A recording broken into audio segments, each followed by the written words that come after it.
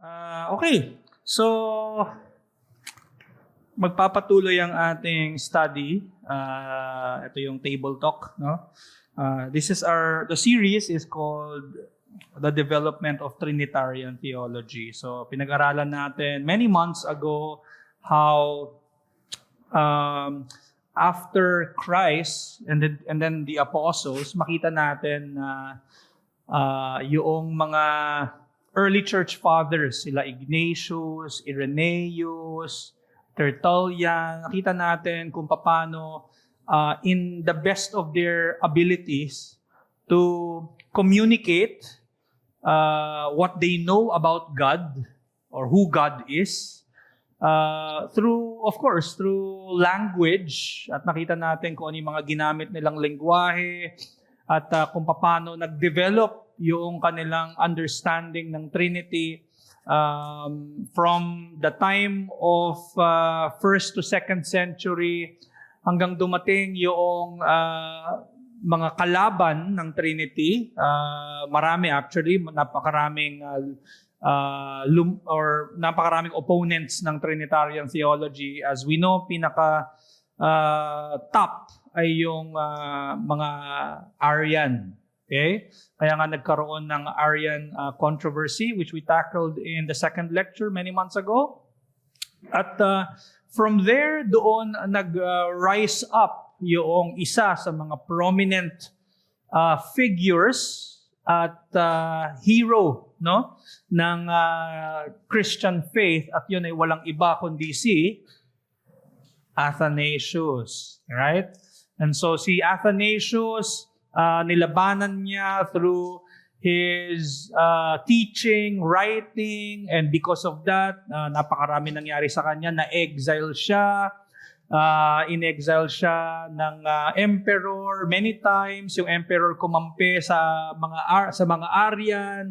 Ang daming calumnies or ang daming mga lies about Athanasius just because he was combating, just because he was battling against the heresies of his time. Ganun yung mga ginawa ng mga early church, ano? Napakarami sa kanila, dugo.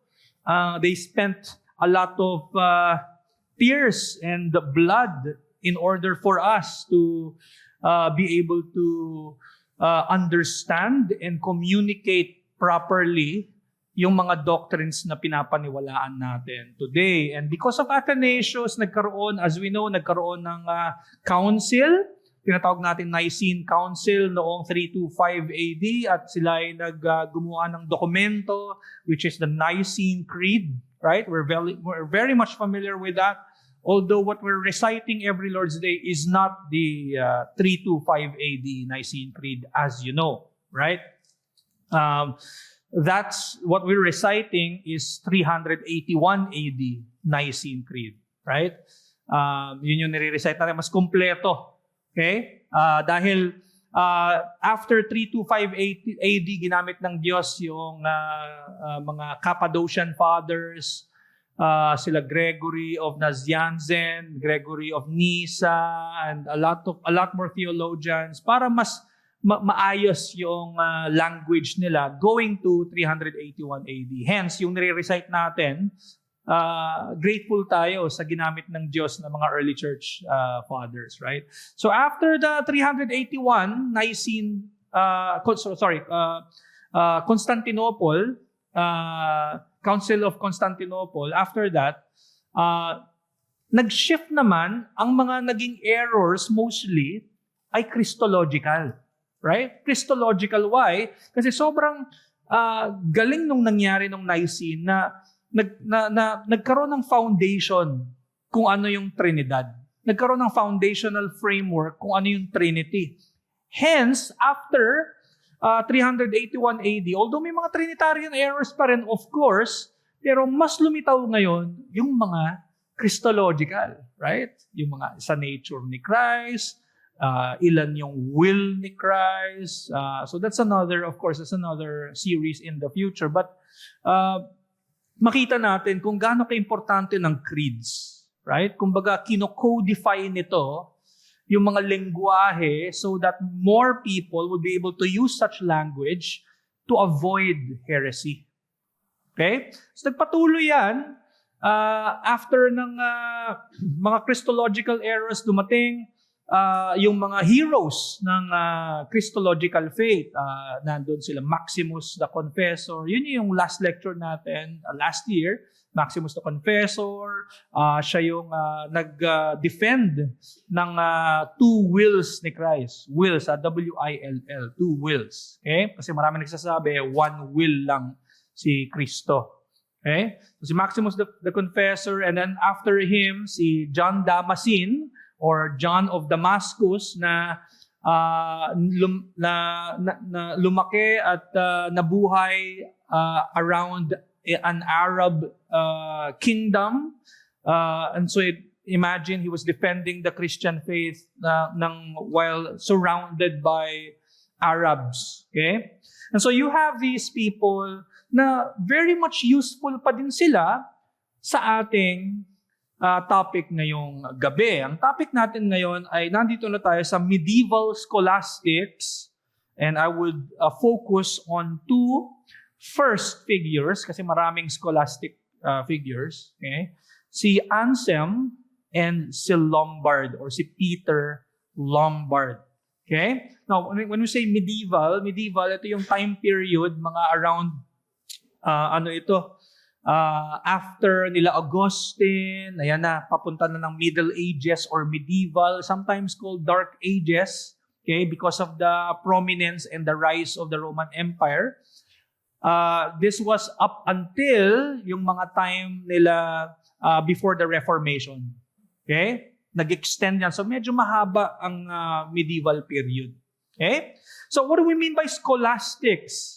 In 2 weeks from now, mas bibigyan ko pa ng diin yung scholasticism at yung mga certain debates in scholasticism. Baka nga madaanan natin mamaya.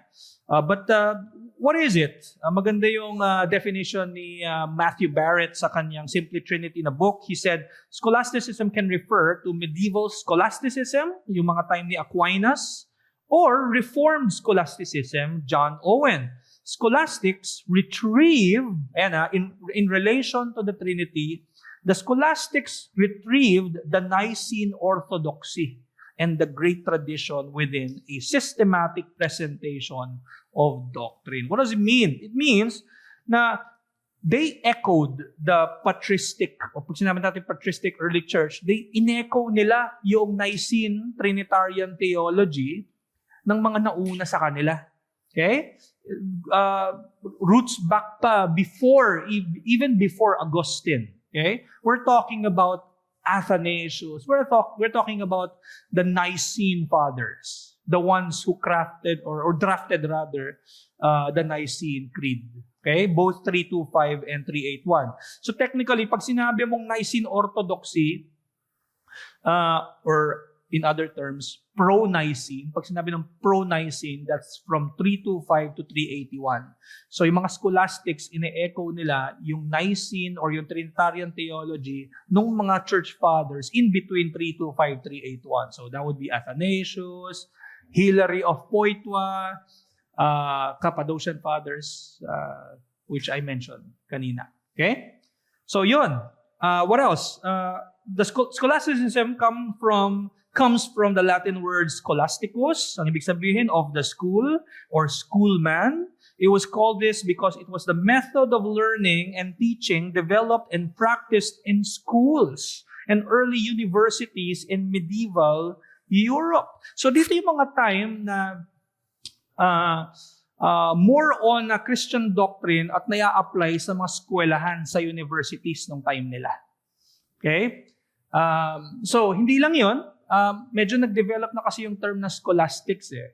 Even yung scholastic na term ay ginagamit para sabihin na yung mga theologian nung time na yon, they also affirm the philosophy or the metaphysics of the Greeks, like for example, si Aristotle specifically. Okay? So may mga ganon. Kumbaga, even pag sinabi mo scholastics, ito yung mga theologian na gumagamit mostly ng logic and reason in their arguments when it comes to Christian doctrines. Okay? So, all of these things medyo nag-combine na para mas maintindihan natin yung term na scholasticism. Okay? Lahat yon ay covered ng scholasticism. Okay? So, let's look at two of these scholastics sa medieval period. Ito ay sila Anselm of Canterbury. He's from the West. Kung mapapansin nyo sa bawat lecture, lagi kong ini-indicate kung East or West. Kasi sa mga susunod na lecture, itatakal ko yung filioque at magmamatter yung East and West. Okay? And kung mapapansin nyo din, sa mga previous lecture, kung napakinggan nyo, ay actually medyo nagbibigay na ako ng mga seed patungkol doon sa filioque. Okay? Mamaya meron ulit. Okay? Kasi yung differences na yan, pagdating doon sa filioque, ay rooted even before pa. So what is filioque? The filioque clause. Clause. Ang ibig sabihin niyan, ano? And the what? Son. Okay, and the Son. Ano yun? Ito yung clause na inilagay ng mga West sa Nicene Creed. Diba? We believe in the Holy Spirit, the Lord, the giver of life. He proceeds from the Father, filioque, and the Son. Kasi yung East, hindi nila yan nilalagay. So yan yung laban ng West saka East. Yung controversy ng filioque. Meron tayong specific or separate lecture pagdating lang sa filioque. Okay? Pero so ini-indicate ko yan sa lecture para alam natin, okay, katulad ni Anselm. Si Anselm, he believes in the filioque kasi West siya. Okay? Latin ang West, Greek ang East. Okay? So again, si Anselm, he's regarded widely as the father of scholasticism and the first of the schoolmen. So, kung titingnan natin, kung pag-aaralan natin ang scholasticism, kahit not in relation to Trinity, si Anselm ang talagang name ng isa sa mga unang prominent figures ng mga time na to when we speak of medieval scholasticism. Okay?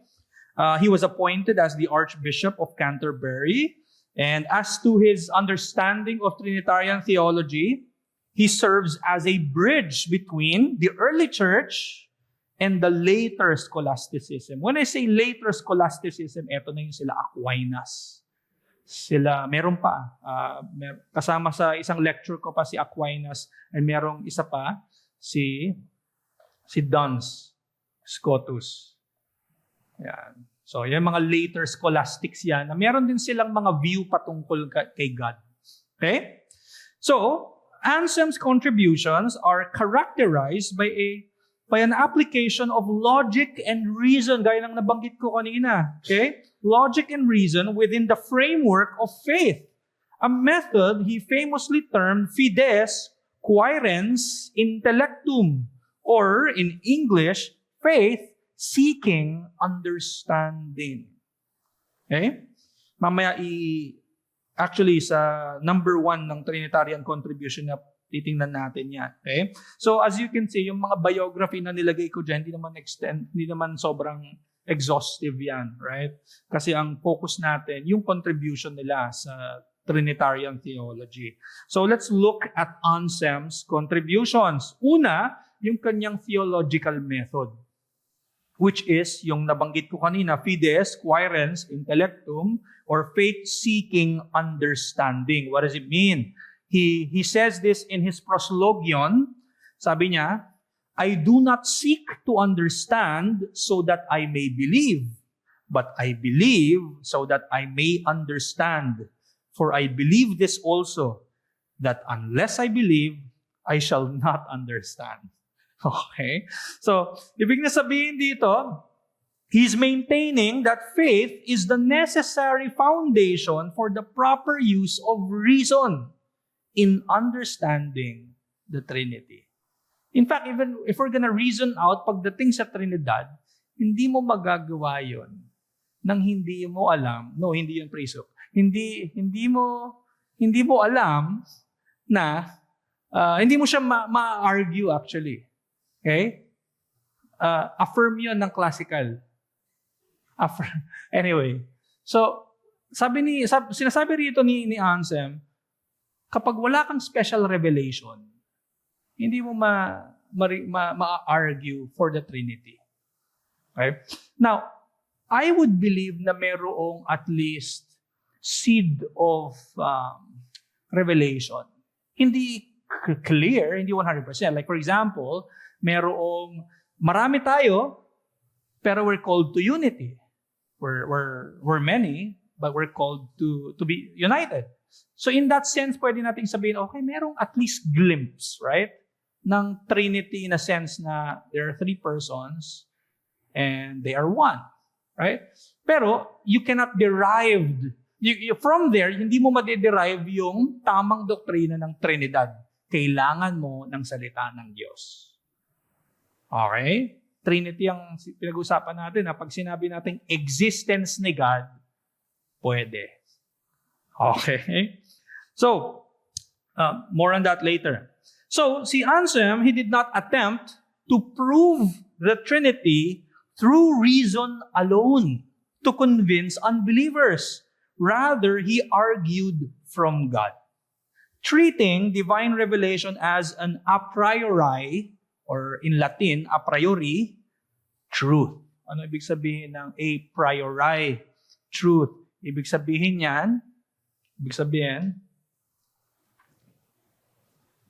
from the former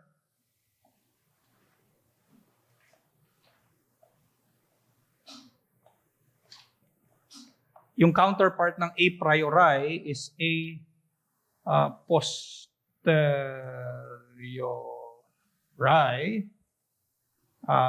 from the latter. Now, what is these two terms mean when it comes to knowledge? For example, kapag a priori truth, ibig sabihin, hindi mo na kailangan mag-research pa, hindi mo na kailangan ng further revelation, you already know that. Right? You already know it. Pag a posteriori, ibig sabihin, okay, kailangan mo mag-seek pa ng evidence. Empirical evidence, something that you can see, something that you can find out, and then and whatever knowledge you find out, or whatever truth you may find, upon your research and upon seeking, that's a posteriori. Okay? Pero yung a priori, alam mo na siya. Alam mo na kagad siya, hindi ka na magsisik ng wisdom pa. Okay? So for example, there are 2 genders. A priori o a posteriori? Yung una. You don't need to. Right? Kasi alam na natin yun eh. Obvious na yun. Alam na natin. Okay? 1 plus 1. 1 plus 1. A priori na yun. Diba? Hindi mo na kailangan mag-deduce in order for you to know. For example,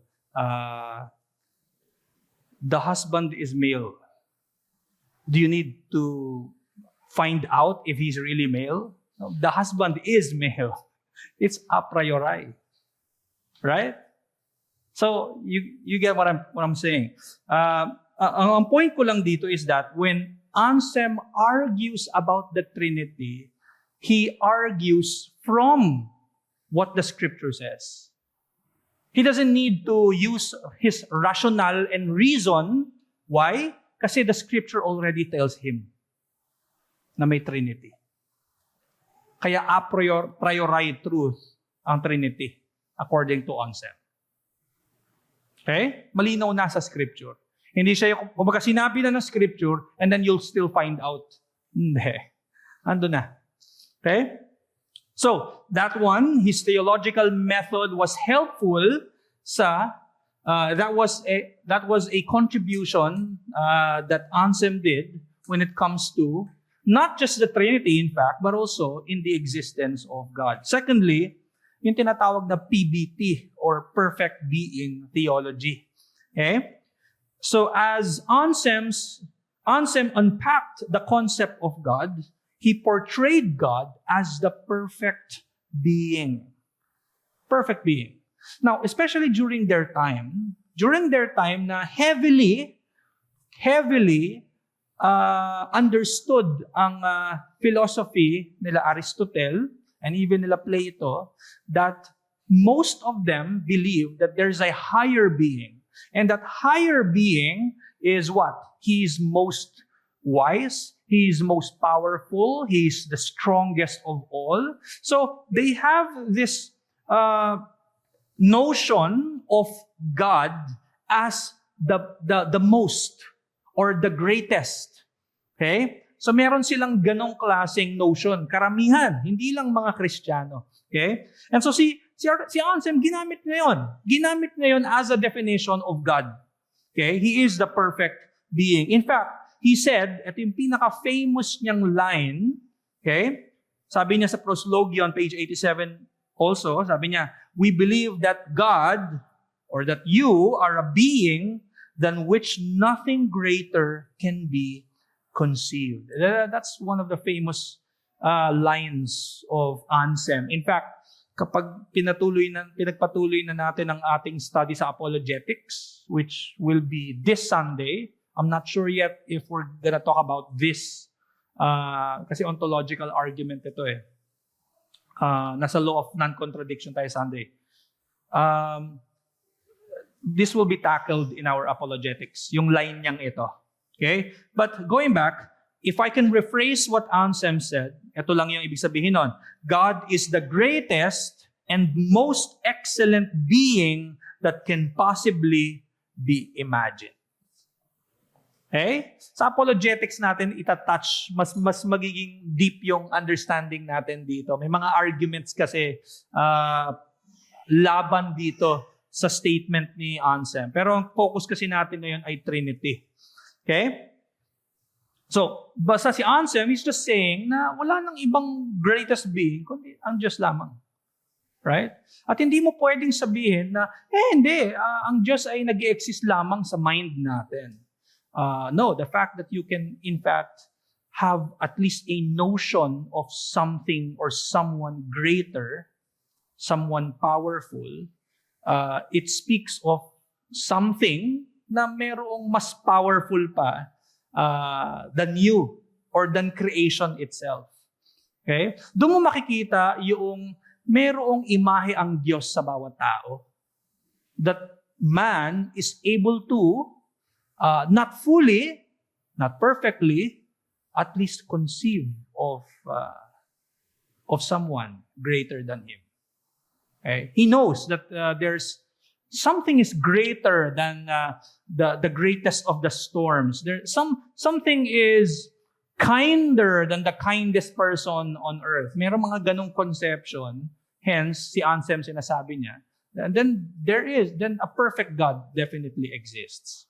Okay? Again, magpo-focus tayo sa mga arguments na yan sa apologetics. Okay? Pero nilagay ko lang yan dyan para maintindihan natin na merong argument na ganito si Anselm para lang i-prove yung existence ng Diyos. Now, sabi ni Matthew Barrett, he said, in saying that God is that than which no greater can be conceived, PBT, or perfect being theology, does not take it that God can be conceived, if by that we mean that we can grasp what God is like.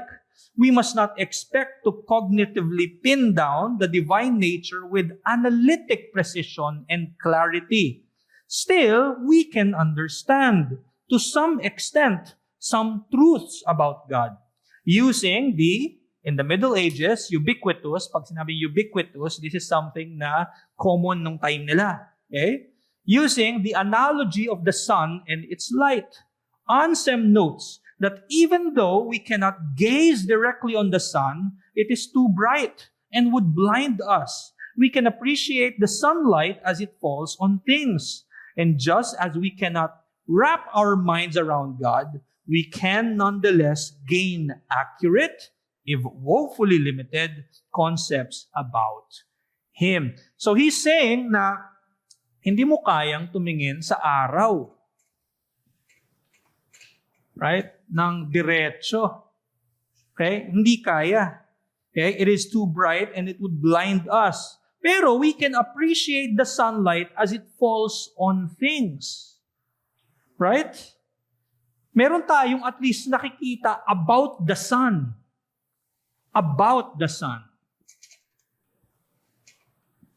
Are we able to fully comprehend the sun as how big it is, how hot it is? We don't. And yet, however, we know something about the sun. And whatever we know about the sun does not necessarily or immediately deemed as false. Same is true when it comes to God. Even an unbeliever cannot and does not have a proper understanding of who God is, let alone Trinity. However, God has revealed Himself to all. Okay? Through nature, through creation, through divine sense. So meron at merong understanding or conception na merong divine. Okay? So yun yung sinasabi ni Matthew Barrett na ini-echo lang niya yung sinasabi ni Anselm sa kanyang contribution ng perfect being. Okay? That's one of his known contributions. So that too, kaya maganda yung perfect being theology kasi naging launching pad siya for logically unpacking divine attributes like simplicity. Because there is a perfect being, right? Hindi siya imperfect. Tayo yung imperfect. Siya yung perfect. Tayo, composed ng parts. Siya, hindi siya composed ng parts. So nakikita nyo, meron ng naging launching pad in a sense, yung understanding ng ng perfectness or pagiging perfect ni God at may comparison na ang perfect being sa imperfect. So for example, sabi ni Anselm again, in his first writing, yung monologue yun, sabi niya, a certain nature exists that is supreme among all existing things. But this cannot be the case unless He is through Himself what He is, and all existing things are through Him what they are. For He who exists through Himself and through whom all other things exist is supreme among all existing things. Si Anselm, he's just talking about aseity. That's how we define aseity. God is existing of Himself. Or pwede mong gamitin from Himself. Walang ibang being ang may proper description na gano'n. We're not existing of ourselves. Hindi tayo nag-exist in ourselves. No. Tayo ay may pinanggalingan at yun ay Diyos. Okay? So, pagdating sa usaping aseity at in relation to His perfect being theology, so a perfect being cannot depend on anyone or anything else for his existence. He must exist of Himself. So, dito sa contribution ni Anselm na PBT or perfect being theology, from here, logically, right, magagamit mo na yung other attributes ng Panginoon like aseity. Okay? Meron ng naging launching pad nga, ika nga. Okay? 'Di ba nasabi natin before na when we speak of the attributes of God, meron tayong tinatawag na negative theology. So when it comes to this, dahil perfect si God, tayo imperfect. So actually, ito positive to. What else? Pagdating sa negative, tayo with parts. Parang positive din pala to. Sorry. Simplicity. Possible. Yan. Tayo possible, meaning we are affected by events, circumstances. Si God, ito na yung negative theology, impossible. What else? Mutable tayo. Si God, immutable. So you have all these things. He is We are dependent. He is independent. Yan yung aseity. So, kita natin yung pagiging, yung sinasabi ni Anselm na perfect being. From there, we can argue na doon sa iba pang attributes ni God. Simplicity, impossible, immutability, right? Now, you can in fact argue them. Of course, you have to use scripture. Pero pwede mo rin i-argue kahit wala. Right? Of course, you have to. I'm just saying, posible siya. Okay? So thirdly, is one of his contributions is his defense of the filioque, which is I mentioned kanina. As a Western theologian, he defended it. Okay? He was a staunch defender of the Western edition of "and the Son" in the Nicene Creed. Okay? Kasi dati, wala yun. Okay? Actually, dati, in 325 AD, it just said, we believe in the Holy Spirit. And then yung later, yung 381 edition, we believe in the Holy Spirit, the Lord, the giver of life. He proceeds from the Father. Okay? And then later, tsaka nagkaroon ng filioque after many years. So, sa Council of Bari in 1098, si Anselm, he spoke publicly to confute the Greeks who erred on the procession of the Holy Spirit. Pag sinabi natin procession of the Holy Spirit, ito yun. Ito yung filioque. Diba? We believe in the Holy Spirit. He proceeds from the Father and the Son. Father and the Son. Right? And then the Son proceeds from the Father. Right? Yan yung eternal relations na tinatawag, na pinag-aralan natin many months ago. Okay? So, kanyang nirebuke ang mga Greeks for erring sa kanilang understanding ng procession, na ang kanilang understanding ay procession of the Son lamang.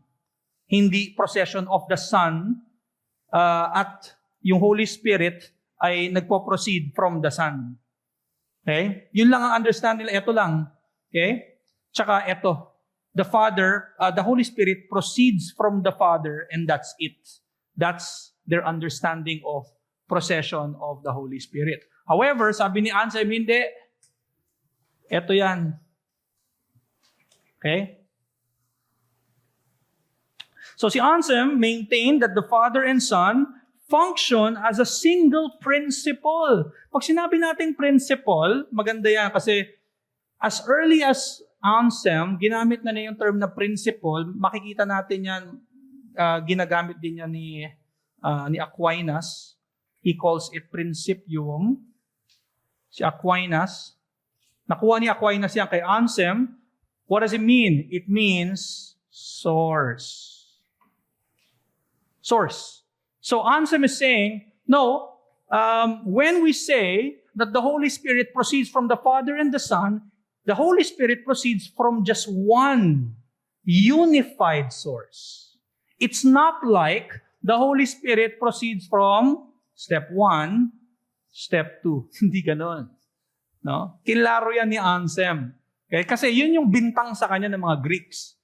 Right? Why would you say that the Holy Spirit proceeds from the Son also? There's only one source. Pero sabi ni Anselm, no, hindi. He's coming from a single principle or source. Okay? So there. And then, Anselm talks about the proceeding of the Spirit. He says, actually medyo mabigat yung sinabi niya. Kung hindi totoo ng Holy Spirit ay nag-proceed din sa Son, sabi niya, if it is not true, the Christian faith is destroyed. Medyo mabigat yung kanyang sinabi. Parang yung sinabi na yung mga Greeks ay hindi tunay na Kristiyano. Okay? Medyo ganun kabigat yung kanyang mga lengguwahe. Okay? And maraming ganun, by the way, sa church, sa early church, like sa Christendom, like sila Luther, mga mabibigat ang mga lengguwahe sa kanilang sulat. Pang-apat, of course, medyo na-touch na natin simplicity kanina, pero sa kanyang proslogion na sulat, mas highlight niya yung simplicity ng Trinity. Okay? He argues for it. He argues for the simplicity of God. specifically in the begetting of the Son. Now, marami, even in the early church, nilabanan din to ni Athanasius na nagsasabi na how can the Son be begotten from the Father if He's simple? Because if you say that if the Son is begotten of the Father, then that means, okay, there was a time when the Son was not begotten and now He's begotten. Okay? So, ibig sabihin, hindi siya simple. He's composed of parts. The Son was here and then now He's in point B. They're saying. But Anselm is saying, no. It doesn't mean na yung begetting ng Son ay nagkaroon ng additional part ang essence ni God. No, because their eternal relations ay walang effect ito sa essence ng Diyos. Okay? Walang nagbago sa essence ng Diyos. Okay? Why? Kasi eternal. Eternal ang essence, just as eternal din ang persons. So there's not a specific time of begetting. Okay? So sabi ni Anselm, you are so simple that there cannot be born of you any other than what you are, nor can there proceed from your supreme simplicity what is other than that form from which it proceeds. Thus, whatever each is singly, that the whole Trinity is altogether Father, Son, and Holy Spirit. So, sinasabi niya na yung three persons does not equate to three parts. Okay? Like part 1, part 2, and then part 3. Oh? One essence, three persons. Okay? So, he's a staunch defender of that as well. Okay? So, he argues for divine simplicity against the heretical claims of Rosalind. Okay? Si Rosalind, itong heretical na ito, he is in fact a nominalist. I'm not sure if we'll have time later. Baka mamaya bigyan ko kayo ng kaunting preview ng realism versus nominalism. But so si Rosalind, he's a nominalist. Mamaya explain ko siguro. Para sa kanya, yung shared divine essence, right? Yung one essence, para kay Rosalind, is just a word. It's just a universal concept. Universal concept siya, hindi siya tunay na nag-i-exist according to him. Okay? It's not something that actually exists. So, ibig sabihin, he affirms, by the way, si Rosalind, he affirms the Father, the Son, the Holy Spirit as three persons. However, yung essence na nag-unite sa kanila, which is divinity, para kay Rosalind, it's just a word. It's just a concept. It doesn't actually exist. But he affirms this. And so when he says, okay, the Father is God, the Son is God, but because God or divine essence is just a name, saying each person is God doesn't guarantee they share the same reality. Anong implication nito? He will not say it. But ang implication nito, the fact na sinasabi niya na hindi sila nag-share ng divine essence, hindi niya sasabihin pero muka na implication yan, parang tatlo sila. Parang tatlo yung essence. Right? Parang ganun ang mangyayari. But of course, hindi niya yun sasabihin. Okay? Una, kasi patay na siya. Pangalawa, siguro hindi niya sasabihin talaga. So for him, each person can be God in name. But there's no real unity of essence connecting them. Kala nyo bago lang yung theology na yan. Sa medieval, ano yan? Common yan.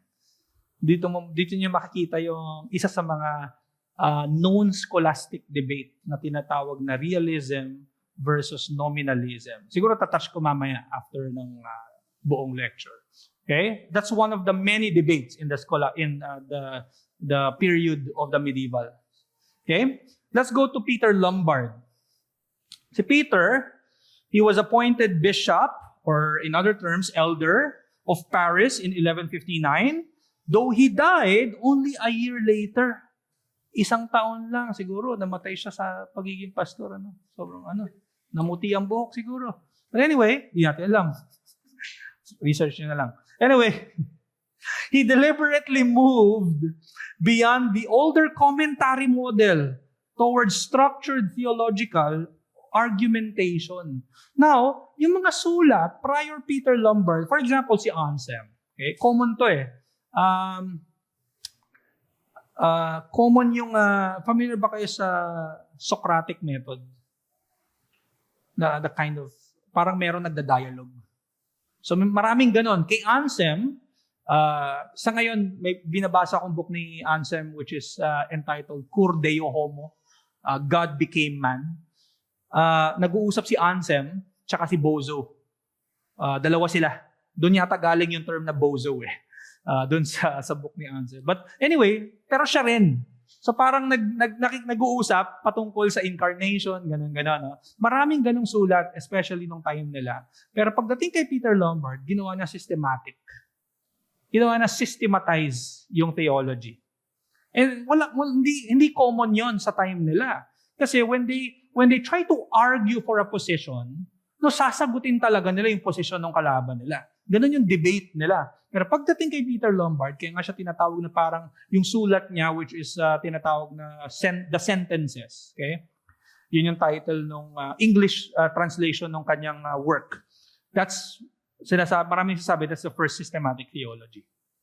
Okay? Now, kung mabasa niyo yung Institutes ni Calvin, pwede niyo sabihin na, okay, may pagka-systematic theology na yon. Pero mas nauna si Peter Lombard. Okay? O hindi pa. Pagpunta pa kay Aquinas, yon, parang systematic theology yung ginawa niya. Pero si Aquinas was heavily influenced by Lombard. Okay? Napakalaking influence ni Lombard. Hindi lang kay Aquinas, pero napakaraming theologians. Okay?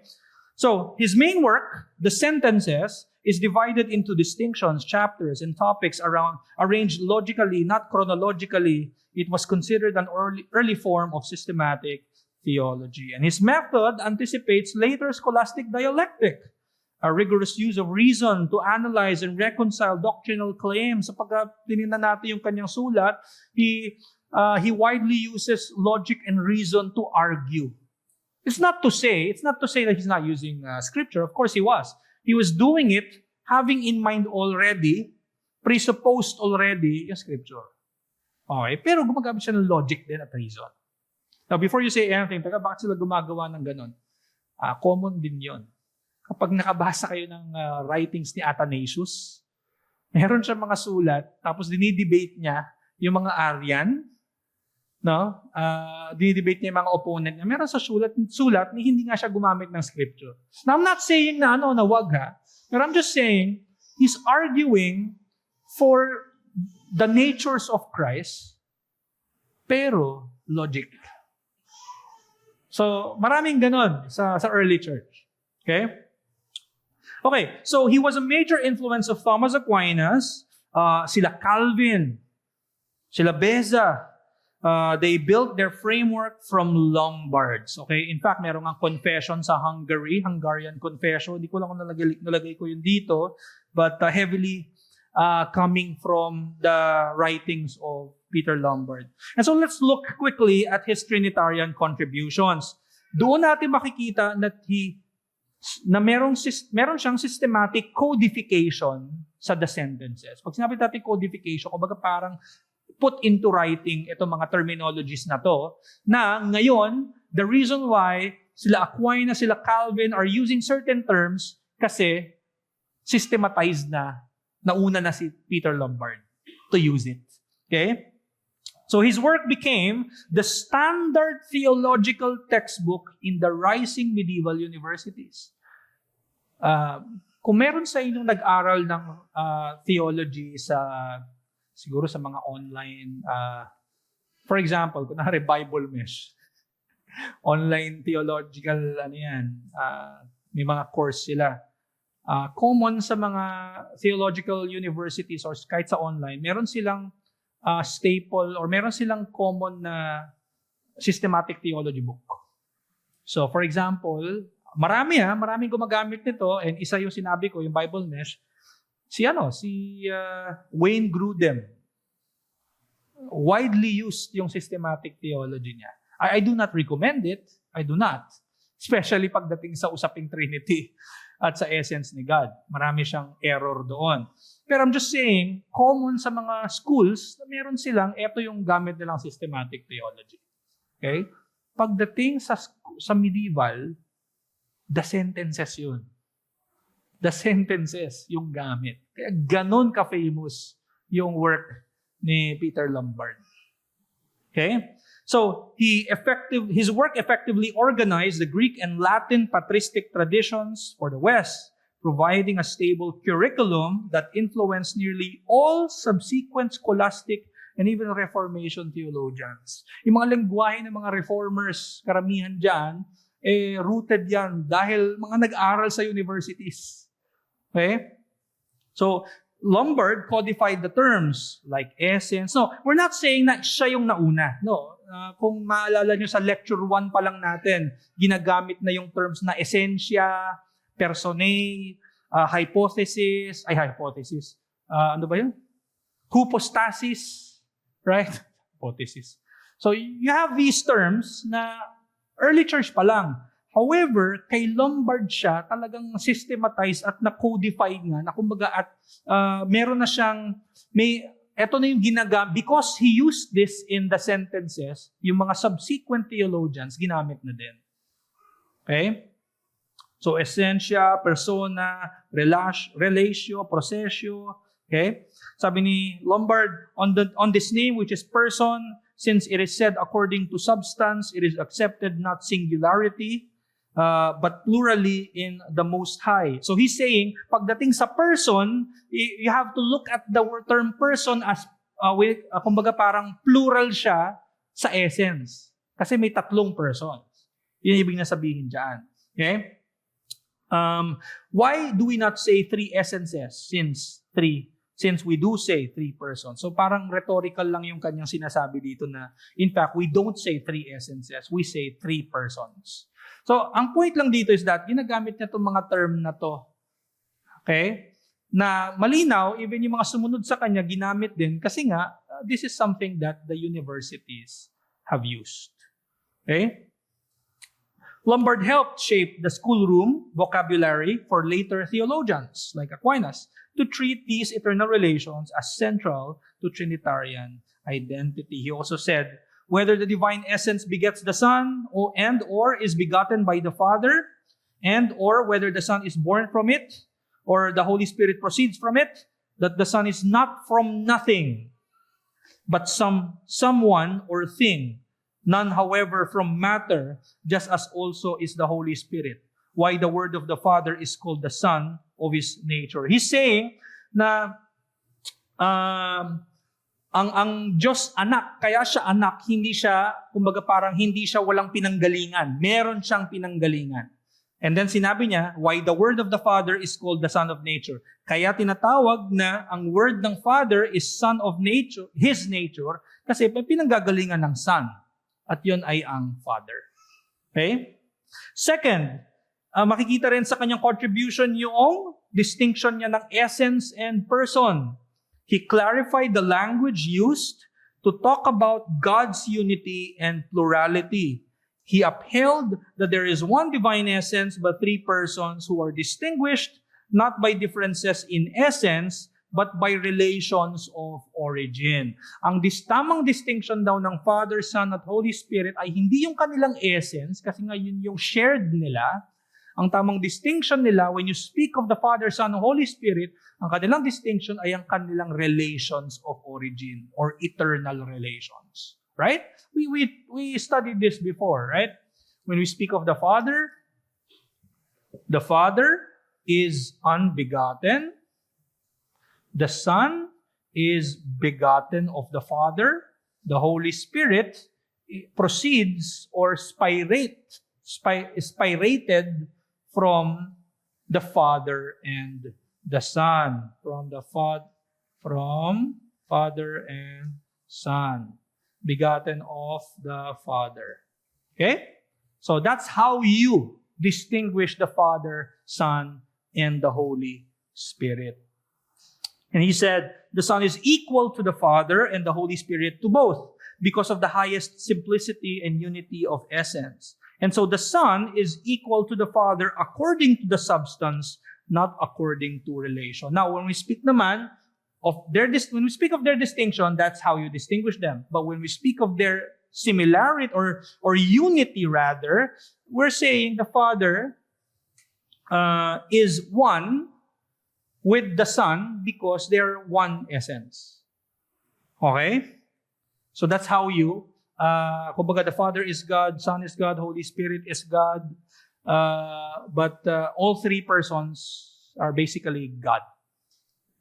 Okay? Makikita natin doon parang when it comes to grammar, medyo mahirap, pero that's the truth, right? The three persons are God. So, when we say according to the substance, we're saying, okay, the Father is God, Son is God, Holy Spirit is God. When we say not according to relation, we're not saying also na hindi natin pwedeng, if you want to talk about their unity, we're not saying the Father is the Son is the Holy Spirit. You can't do that. Kasi they are distinct. Right? But we can say the Father is God, Son is God, the Holy Spirit is God. Now, the Fourth Lateran Council took this formulation in opposition to the Trinitarian heresies of Joachim. Si Joachim believed, by the way, the Fourth Lateran Council is a known Roman Catholic, right? In fact, si Peter Lombard was also known to have originated also from his theology yung 7 sacraments, okay, ng Roman Catholicism. But it doesn't mean na wala tayong matututunan naman sa kanya pagdating sa Trinity. Okay? Kasi malaki yung influence niya pagdating doon. Okay? Alright. So si Joachim believed that the divine essence is not a single, shared substance, rather a collective union of the three persons, similar to how human beings form a community. So when Peter Lombard was trying to communicate the one essence, to say that the Father, Son, and Holy Spirit are one in essence, and then you can even say Father is God, Son is God, Holy Spirit is God. Here you have Joachim who says, okay, it should be the Father plus the Son plus the Holy Spirit equals God. There's a problem there kasi pag tinanggal mo to, kumbaga parang part siya, part 1, part 2, part 3, in order for you to derive into the divine essence.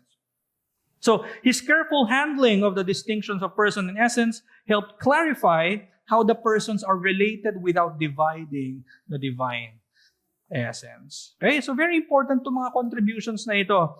Now, quickly, lessons. What can we see from the two prominent figures? Una, true equality in the Trinity is rooted in essence, while distinction is rooted in their relations of origin. Okay, so that should be clear. Whenever we speak of the Trinity, in their unity, we speak of them as one essence, but when we distinguish them, we ought to distinguish them by their relations. Okay? And in fact, you cannot distinguish one without pointing to the rest. Right? When you distinguish the Son, you have to say that the Son is the Son of the Father. Right? When you speak of the Holy Spirit, you speak of the Holy Spirit as breathed out or spirated by the Father and the Son. That's how you distinguish them. Yun yung uniqueness in a sense, na when you speak of them, you cannot not speak of the others. Right? The Father is the Father of the Son. The Son is the Son of the Father. The Holy Spirit is the Holy Spirit of the Father and the Son. Okay? Spirit of God, Spirit of the Son. Okay, second, reason does not replace faith or exegesis, but builds upon them, allowing the believer to tour the world of revelation to see the glory of what God has already made known. Okay, so nakakatulong ang reason, ang logic to even speak about, I would say, the existence of God. But when we speak of the Trinity, kailangan nyo ng, of course, Scripture as your a priori truth. Thirdly, The developed Trinitarian terms are necessary for clarity and for avoiding heresies, but they all remain inadequate markers that point toward a mystery that human language cannot fully circumscribe. Now, does that mean that we shouldn't then use words? We should, because the Bible used words to describe who God is. However, at the end of the day, we cannot tap to that. Kumbaga, never ever nating matatap yung full knowledge na yon patungkol sa Diyos. And like I always say, it will be an eternity of knowing God. Okay? It will be an everlasting pursuit of the knowledge of God. Okay? So that ends our lecture. Questions?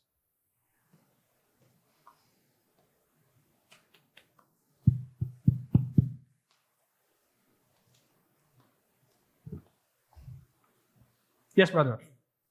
Tama ba si Anselm, kay Anselm magsimula yung Ano? kay Anselm magsimula yung yung inspiration ng spirit kay Son. Sa kanya nagsimula. Hindi naman. Actually, sa early church pa lang meron na. Kumbaga, during his time, dinefend niya yon. Kasi, lalo na sa medieval period, doon na kasi papunta na tayo sa schism, yung magiging rason ng hiwalayan ng West and East, eto yun eh. Eto yung rason. Yung sa Nicene.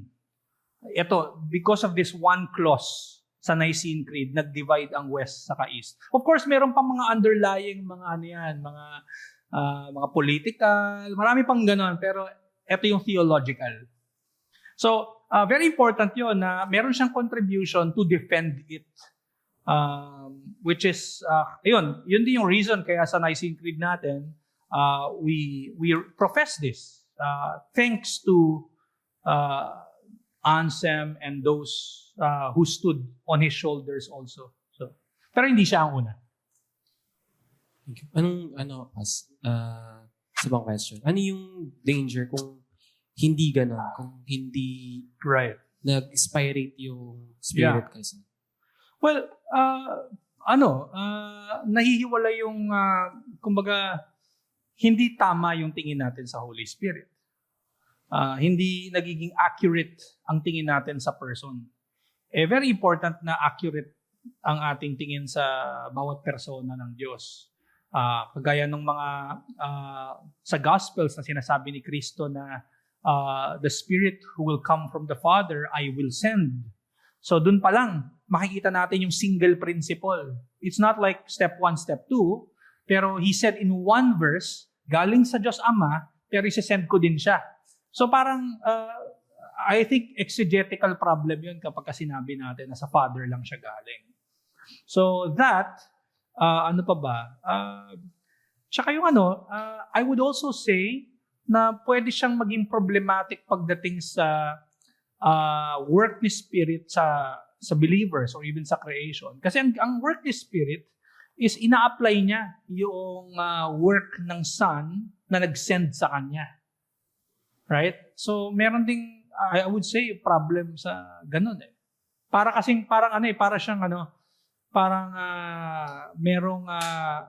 nakahiwalay siya doon sa Christological works ni Christ. I would not assume na ganun yung tingin ng iba, pero pwedeng implication siya eh. So, thank you. Ano pa?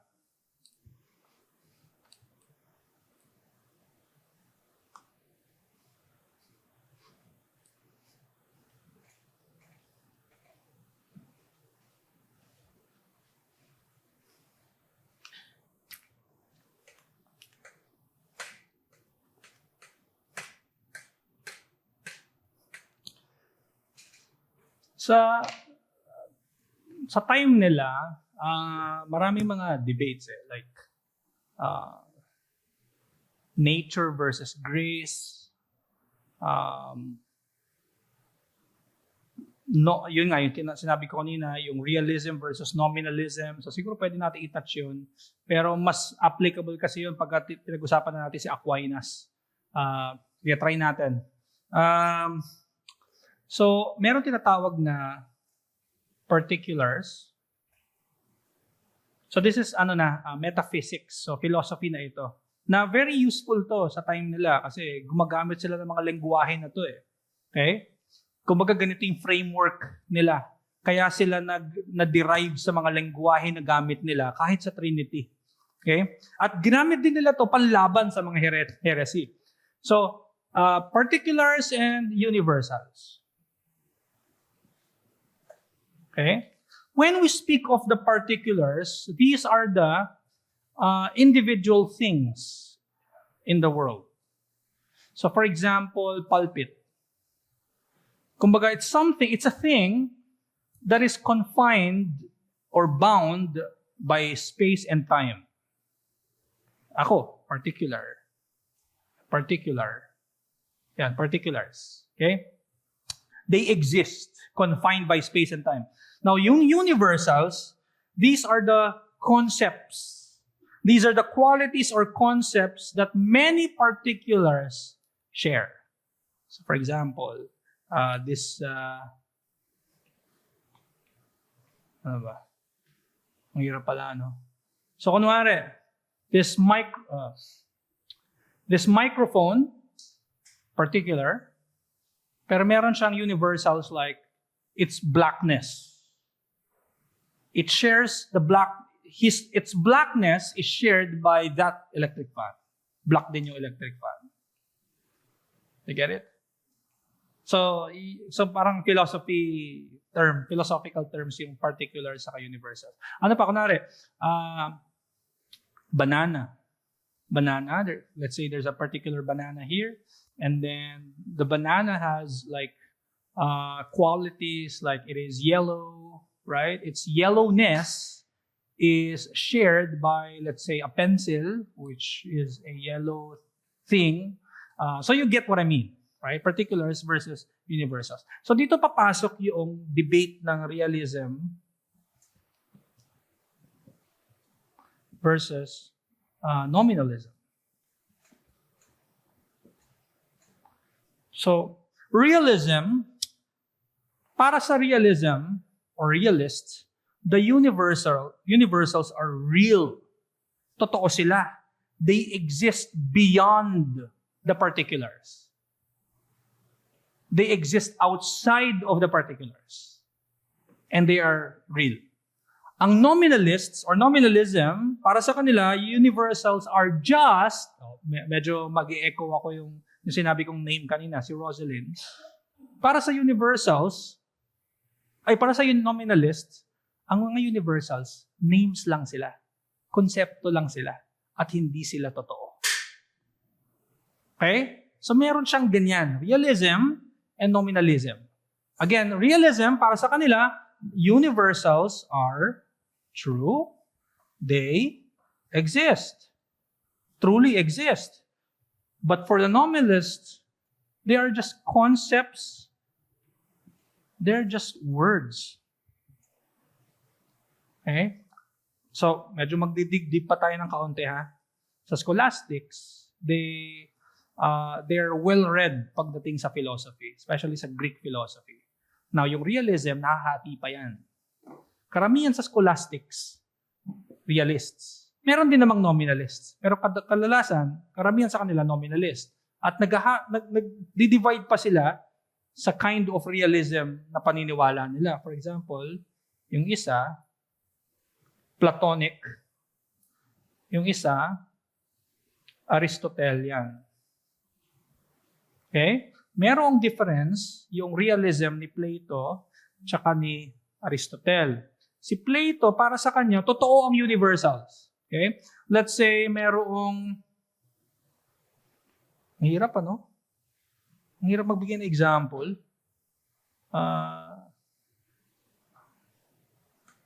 Apple. Pula yan. Red. Ano pa? Round. Small. Right? So, ano to? Particular, universal? Yung apple. Particular. Particular siya. Okay? Confined by space and time. It's a, kunwari totoo, it's sitting on something, it's true, it's real, it's a real apple. Particular. Right? However, meron siyang mga qualities. Yung pagiging pula, pagiging bilog, pagiging maliit. Ito yung tinatawag na universals. Now, pagdating sa nominalist, hindi, mga salita lang yan. Hindi yan totoo. Hindi siya nag-e-exist apart from the particular. The nominalists would say. But the realists, now specifically si Plato, nasabihin ni Plato, no, nag-e-exist yan. There is an actual redness that exists. And that redness shares its redness to particulars. Like an apple, like blood, or whatever. You get what I mean? Now, pagdating kay Plato, medyo kakaiba kasi yung view ni Plato. He says that there is a world that is apart from ours, and this world is what he calls the world of forms. And there, the redness exists. The yellowness exists. And everything, every particular, are but copies of the universals that exists in the world of forms. Ganoon ang view ni Aristotle. Okay? Ganun ang view ni Plato. Pagdating kay Aristotle, he believes na totoo ang universals. Pero sinasabi niya, hindi, yung universals nandun din naman sa particulars. Magkaiba sila. Para kay Plato, hindi, merong world na kung saan nandun talaga yung tunay at lahat ng naririto ay mga kopya lamang. Okay? By the way, yung view na yun ni Plato, nagre-reflect yun sa kanyang eschatology. Nagre-reflect yun sa kanyang theology. Okay? So, pag nabasa niyo yung mga writings ni Plato. So, going back. So, very important itong terms na to, especially when we go to Thomas Aquinas. Dito napapasok yung mga terms niya na accidents. Na kung saan niya in-apply na yon sa universals. Ito accident, ito, pwede mo tanggalin, pwede mo... Di ba? Kung naalala niyo yung mga study natin sa simplicity. But again, very clear ito kasi pagdating sa kagaya ni Anselm, when he was refuting Rosalind, si Rosalind, ang sabi niya, Father, Son, Holy Spirit, ito ay particulars. He will deny yung universal na, pag sinabi kasi natin universal, di ba, kunwari, yung property, redness, or tayo, particular person, but what do we share? Humanity. Yun yung universal, na in a sense, nag-e-exist. Okay? Para kay Plato, yung humanity, there is a better, or sa world of forms, merong mas nandoon yung epitome of humanity. Pagdating dito, copies lang. Right? Pero kay Aristotle, hindi. Yung humanity is within us. Within the particulars. Okay? Now, pagdating, si Anselm, the kind of realism that he subscribed to is Aristotelian. Ganon din kila Aquinas, Aristotelian. Okay? Now, para kay Rosalind, Aristotelian. Okay. Para kay Rosalind, ang Father, Son, Holy Spirit ay particulars, and then ano yung universal nila that they share? Divinity. Si Rosalind is a nominalist. Para sa kanya, concept lang yan. Pangalan lang yan. Hindi yan totoo. Medyo na, ano nyo ba? Sorry, medyo umano tayo sa hukay. Sorry. Yes. Yes. Parang ganun. Pero, marami pa kasi yan eh. Kasama na yung sinabi mo, one of many, pero marami pang philosophical ideas na derived from the debate ng nominalism at realism. Ano pa? Questions? Pero at least you get, pagdating natin kay Aquinas, mas maano natin yung mga accidents, which is, I think, na ano natin even before sa simplicity, di ba? Like yung mga essence versus existence. Ayan. May kinalaman yan. Meron pa po ba? Questions?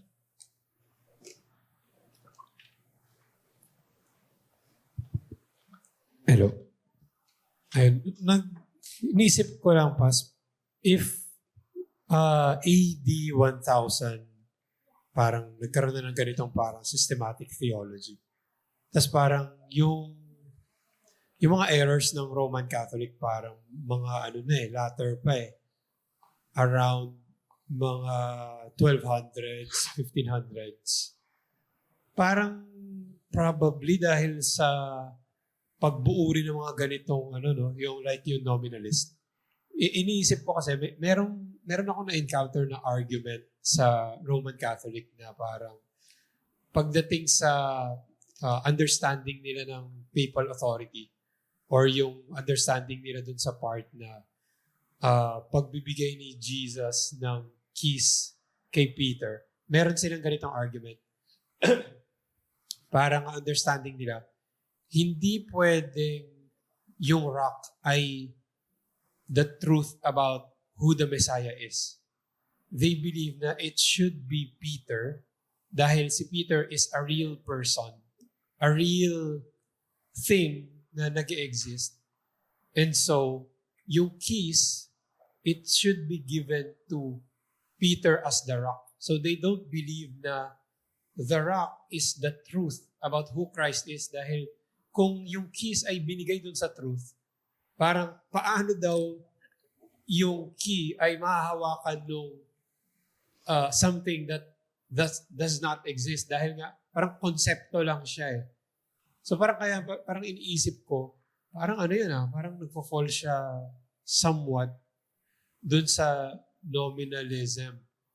So parang is that related to that?